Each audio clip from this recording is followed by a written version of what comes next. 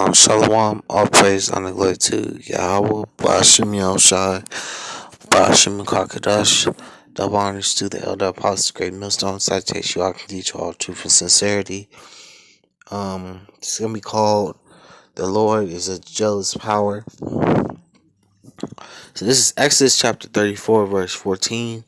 It says, For thou shalt worship no other God, for Yahweh, whose name is jealous, is a jealous power, is a jealous God. So Yahweh Bashin Yahshua doesn't want anybody, any of his people, worshiping any other power besides him, because he's a jealous power. I'm gonna go to Matthew.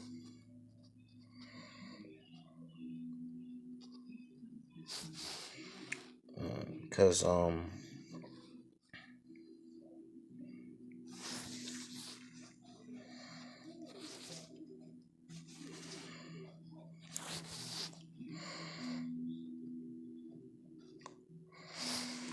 this is Matthew 19 verse 27. It says, Then answered Peter and said unto him, Behold, we have forsaken all and followed thee. What shall we have therefore? Because this is Peter talking to Yahweh Shai. And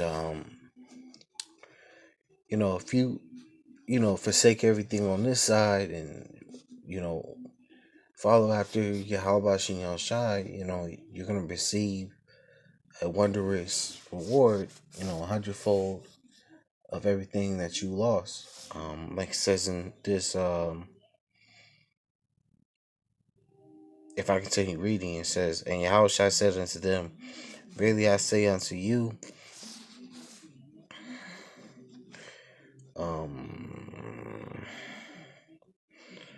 it says, Verily I say unto you, that ye which have followed me in the regeneration, when the Son of Man shall sit in the throne of his glory, ye also shall sit upon 12 thrones, judging 12 tribes of Israel. And everyone that has forsaken houses, or brethren, or sister, or father, or mother, or wife, or children, or lands, for my name's sake, shall receive a hundredfold, and shall inherit everlasting life. But many that are first shall be last, and the last shall be first. So, those that are first in this life, like, the elites of this society, they're going to be last in the next life to come, which is the kingdom of heaven. The Israelites are going to be on top, and the heathens are going to be at the bottom.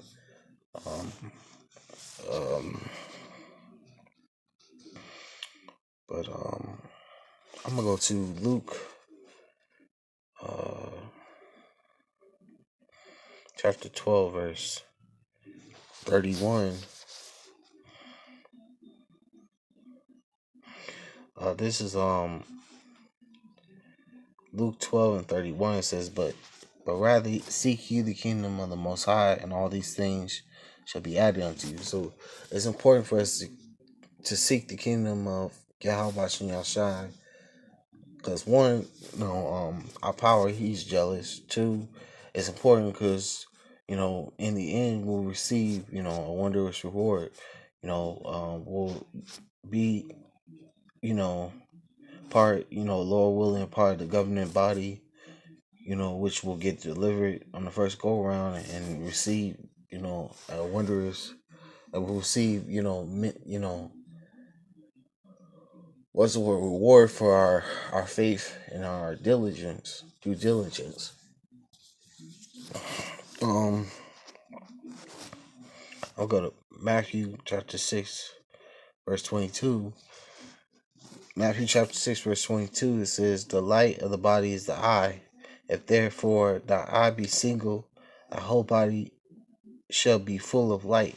So we have to have our mind focus on this truth. Because if our mind is focused on this truth, our whole body is full of this light. Because this truth is a light unto our path, a lamp unto our feet. Because this truth is the living water. I'll go to Luke 13, verse 24. It says, strive to enter into the straight gate. Many, I say unto you, will seek to enter in and shall not be able. And we got to strive to enter into the straight gate, the narrow pathway that will lead unto salvation, not lead into that wide pathway that will lead unto destruction. Um, um, this is 2 Ezra 7. That's like 7 verse 6. This is 2 Ezra 7 verse 6. It says, there's also another thing. A city is built. It's like the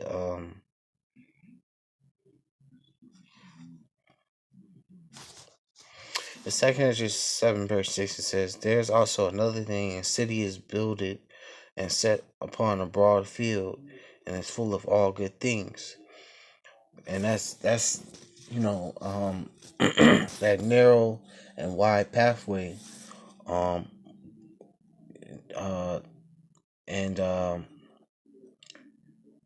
that's talking about the kingdom. That pathway towards the kingdom. We want to be on that narrow pathway, not the broad wide pathway, because the broad wide pathway leads to destruction. The narrow pathway leads to the kingdom, salvation, to the light. That Anyway, I'm gonna continue reading. It says, the entrance therefore is narrow and set in dangerous places to fall, like as if there were fire on the right hand and on the left a deep water. And there's many trials, many tribulations you gotta go through to reach that city at the end of that road, that narrow road. We either gonna fall into the deep water, or fall into the fire on the right hand side.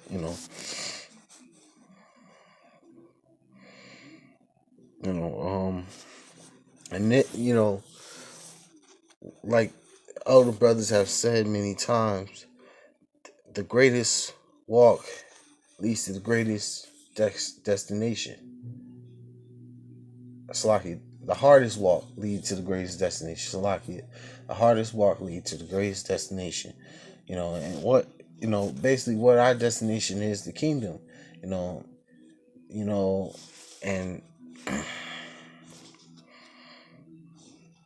this is 1 John 2:15. It says, love not the world, neither things that are in the world. If any man love the world, the love of the Father is not in it. We're not to love this wicked world, because this world is not of us. This world is not even for us. We're not of this world. Because if we were of this world would love us. Since we're not of this world, they hate us. And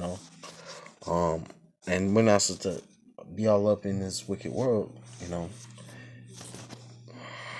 I'm gonna go to Revelations 3:11.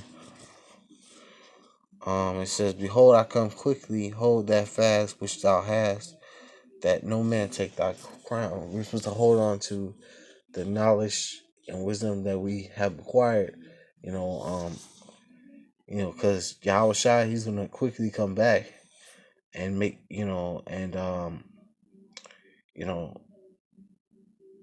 when it says that no man take thy crown, and that includes also yourself. Don't don't allow yourself to was to prevent yourself from receiving salvation also. And I'm first and foremost talking to myself, because like I understand that in this truth, we're our own worst enemy, and we can end up preventing ourselves from our way we operate from receiving uh, our our reward in the end for being a servant. So anyway, I'm gonna say all praise and honor and glory to Yahweh Bashim Yahushai, Bashim Kakadash, double honors to the elder apostle, great millstone. So I take you, I can teach all truth and sincerity and shalom.